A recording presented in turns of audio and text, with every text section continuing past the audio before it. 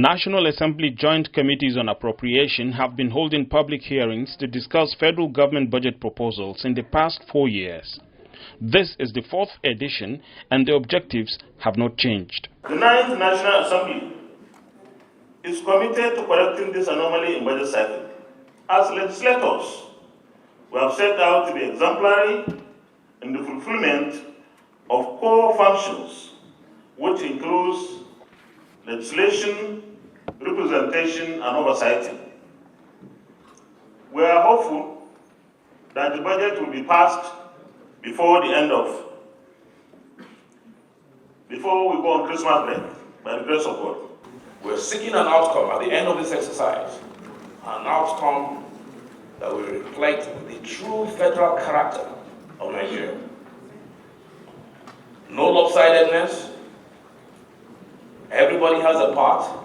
It is the turn of the Minister of Finance to speak. Zainab Ahmed says Nigeria is not in debt crisis. This is coming at a time funds voted for debt service in the 2020 budget is higher than what is allocated for capital expenditure. The budget deficit is to be financed mainly by borrowing. We have heard repeatedly that Nigeria is inching into a debt crisis, and we have consistently said that Nigeria does not have a debt crisis. Our total borrowing today is just under 20% of our GDP, while the multilateral institutions project for an economy our size to borrow up to 50 to 55% of our GDP. What we have is a revenue problem. Apparently, Nigeria's budget deficits are far more than what government officials are saying.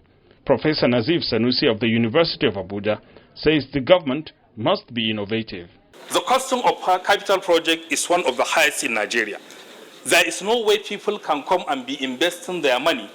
If a kilometer of road in Nigeria will cost $1 million, but it costs maybe $200,000 or $300,000 elsewhere.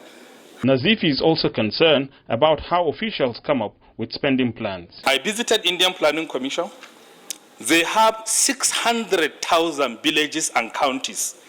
And in the 2 years, because of economic democracy which they are practicing, every single county, every single local government, every region is consulted and its inputs is thought into the plan and prioritization made.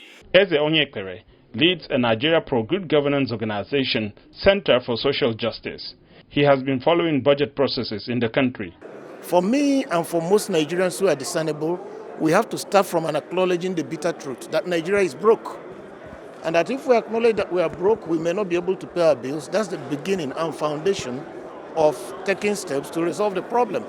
A country that is paying debts with 54% of its retained revenue, all the money we make, we are using 54% of it to service debts.